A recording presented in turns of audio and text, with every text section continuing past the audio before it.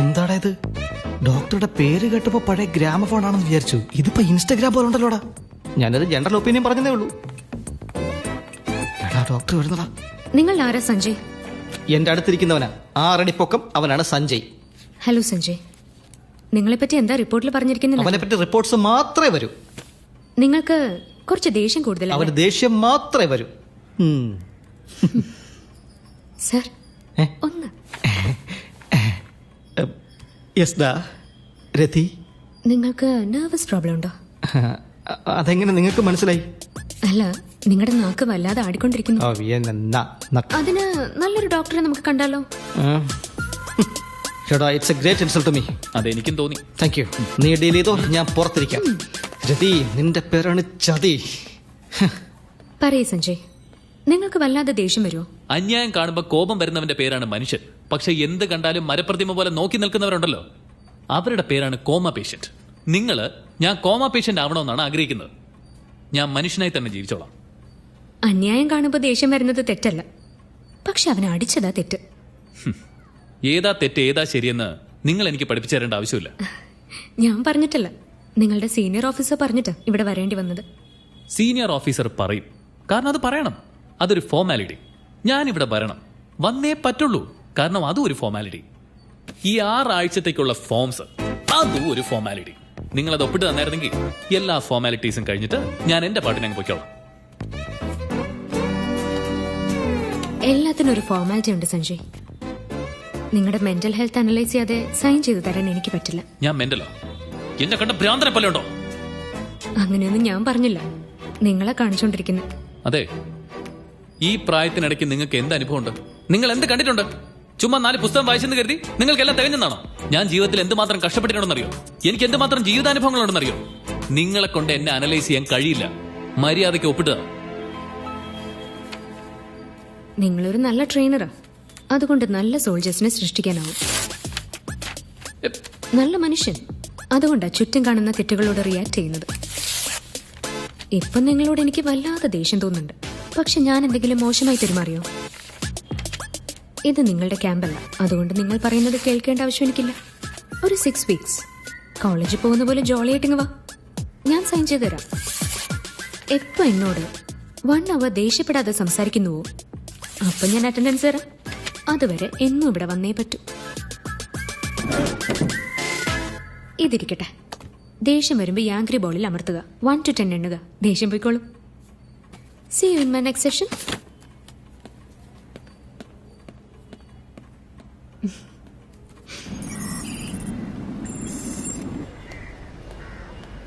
നമസ്കാരം സാർ. ഞാൻ പറഞ്ഞ പൈസ കൊണ്ടുവന്നിട്ടുണ്ടോ? സാർ, സാറ് ചോദിക്കുന്നത് കുറച്ച് കൂടുതലാണ്. പറഞ്ഞ പൈസ കുറയ്ക്കാനൊന്നും പറ്റില്ല. എന്തെങ്കിലും ഒന്ന് കുറയ്ക്കും സാർ. വേറെ ഒരു 4 പേപ്പർ കയറിക്കളെ. അതിന് ഈ എമൗണ്ട് വളരെ കൂടുതലാണ് സാർ. അന്ന് SI ഡീൽ ചെയ്ത് കളഞ്ഞ കേസാ. ഇതുമൂലം നിങ്ങൾക്കൊരു പ്രശ്നം ഉണ്ടാവില്ല സാർ. എന്താ സാർ, തെറ്റ് ചെയ്യുന്ന എന്തിനാണെന്ന് ആലോചിക്കുകയാണോ? ചേച്ചേ, എങ്ങനെ ചെയ്യണമെന്ന് ആലോചിക്കുക. അപ്പൊ ഡീൽ ഓക്കെ ആണോ?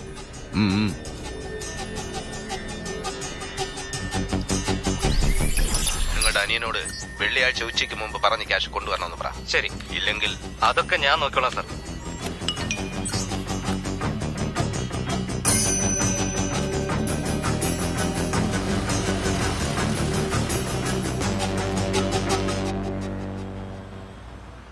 ഇതാണ് നമ്മുടെ ഫസ്റ്റ് സെഷൻ.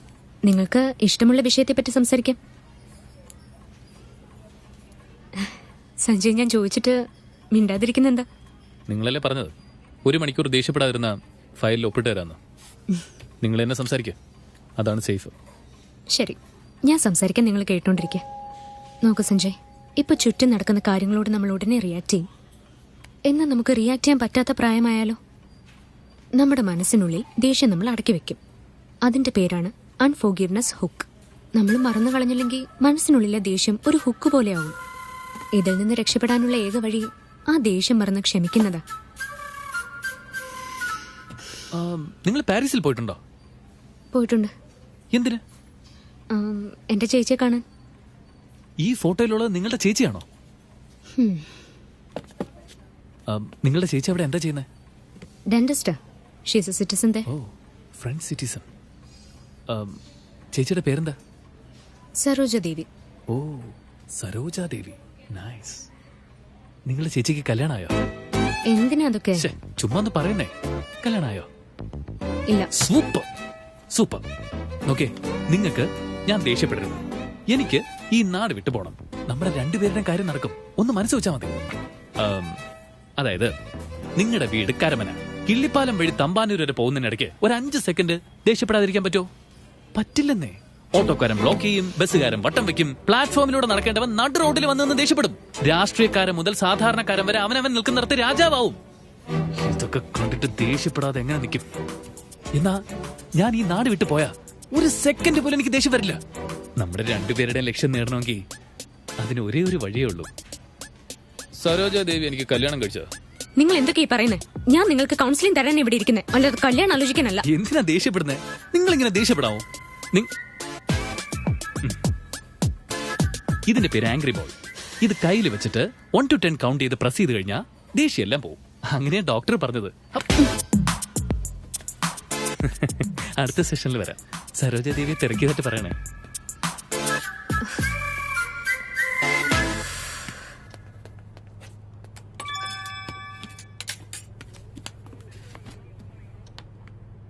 ഓ വന്നോ? ഡോ ആ കഥ നടക്കി.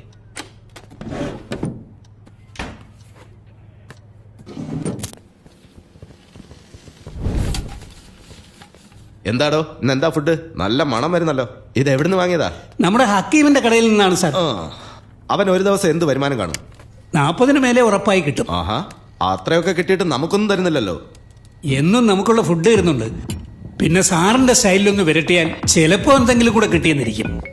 ഡോ താനൊന്ന് പുറത്തേക്ക് പോ. സാർ എല്ലാം ക്ലിയർ ആക്കിയോ? എന്താടാ മനുഷ്യനെ പറ്റിക്കുന്നോ? അക്കൗണ്ടിൽ പണം ഇട്ടു എന്ന് പറഞ്ഞ് കളിപ്പിക്കുന്നു. സാർ ഞാൻ നിങ്ങളുടെ അക്കൗണ്ടിലേക്ക് പണം ഇട്ടിട്ടുണ്ട്. ഇപ്പൊ മെസ്സേജ് വന്നിട്ടുണ്ടാവും. അതേടാ മെസ്സേജ് ഒക്കെ വന്നു.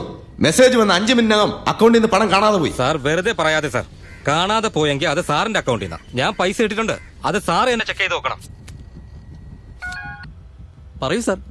എടാ അല്ലേ എന്റെ അക്കൗണ്ടിൽ നിന്ന് 25 ലക്ഷം രൂപ കാണാതെ പോയി. സാർ എന്തായി പറയുന്നേ? പോലീസുകാരുടെ അക്കൗണ്ടിൽ കൈവച്ചു. സാർ ഒരു കംപ്ലൈന്റ് ഫയൽ ചെയ്യ്, ഞാൻ കണ്ടുപിടിച്ചരാം. ഏയ് കംപ്ലൈന്റ് ഒന്നും കൊടുക്കാൻ പറ്റില്ലടാ. ഇത് വേറെ വഴിക്ക് വന്ന കാശാ, വേറെ അക്കൗണ്ട്. മനസ്സിലായോ? ശരി സാർ.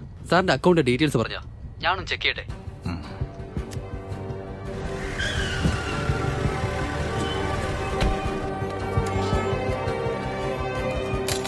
ആളെ കിട്ടിയോ? ആളെ മനസ്സിലായി സാർ. ഇതാ അവന്റെ ഫോൺ നമ്പർ. അവന്റെ IP അഡ്രസ്സും ട്രേസ് ചെയ്തു. അവൻ ഈ സിറ്റിയിൽ തന്നെയുണ്ട്. ശരി വിളിക്ക്. Take him online. സാർ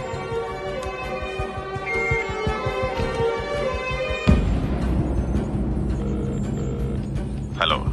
എടാ നിനക്ക് എങ്ങനെ ധൈര്യം വന്നടാ പോലീസുകാരുടെ അക്കൗണ്ടിൽ കൈവയ്ക്കാൻ? നിനക്ക് ഞാൻ 24 മണിക്കൂർ സമയം തരും.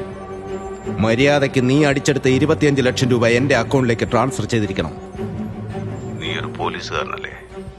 പിന്നെന്താ എന്നെ വന്ന് അറസ്റ്റ് ചെയ്യാതെ ഫോണിൽ സംസാരിക്കുന്നത്? നീ എന്നെ കളിയാക്കുക? നീ പാളയെ തന്നെയല്ലേ ഉള്ളത്? ഞാൻ വരാം. അവിടെ വന്ന് നിന്നെ ഞാൻ പൊക്കും. നിങ്ങളുടെ സൈബർ ടീമിനോട് സ്ക്രീൻ റീഫ്രഷ് ചെയ്യാൻ പറയൂ. ഇപ്പൊ ഞാൻ എവിടെയാ ഉള്ളത്? പോണ്ടിച്ചേരിയോ? ഒന്നുകൂടി സ്ക്രീൻ റീഫ്രഷ് ചെയ്യാൻ പറയൂ. ഇപ്പൊ ഞാൻ എവിടെയാ ഉള്ളത്? കടലൂർ. ഇത്ര വേഗത്തിൽ നിങ്ങൾക്ക് കടലൂരിൽ നിന്ന് പോണ്ടിച്ചേരിയിൽ വരാൻ പറ്റുമോ? ഞാൻ അടിച്ചു മാറ്റിയത് നിങ്ങൾ കൈക്കൂലി വാങ്ങിയ പണമാണ്. ഇപ്പോൾ നിങ്ങളുടെ അക്കൗണ്ടിൽ 2,44,435 രൂപയുണ്ട്, 25 പൈസയും. ഇപ്പോൾ നമ്മുടെ ഈ സംസാരത്തിനിടയിൽ തന്നെ ഓരോ സെക്കൻഡിലും 10,000 രൂപ വീതം കുറയുന്നത് കാണുന്നു. എന്താടാ കളിയാക്ക?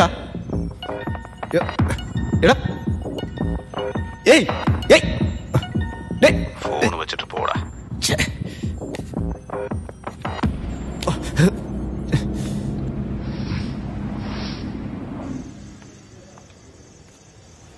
ഇന്നത്തെ സെഷൻ എന്താ വരാതിരുന്നത്?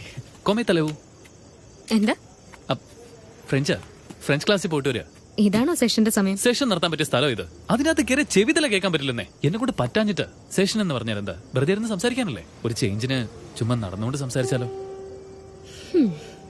Thank you doctor. പിന്നെ ചേച്ചിക്ക് സുഖമാണോ? ചേച്ചിയോട് എന്നെ പറ്റി എന്തെങ്കിലും പറഞ്ഞായിരുന്നോ? നമുക്ക് രണ്ടുപേർക്കും ഒരു ഗെയിം കളിക്കാം. ഗെയിമോ? ക്വിറ്റ് പ്രോ കോ. എന്താ? നിങ്ങൾ ചോദിക്കുന്നതിനൊക്കെ ഞാൻ മറുപടി പറയും. അതേപോലെ ഞാൻ എന്ത് ചോദിച്ചാലും നിങ്ങൾ മറുപടി പറയണം. എന്ത് വേണമെങ്കിലും ചോദിക്കാമോ?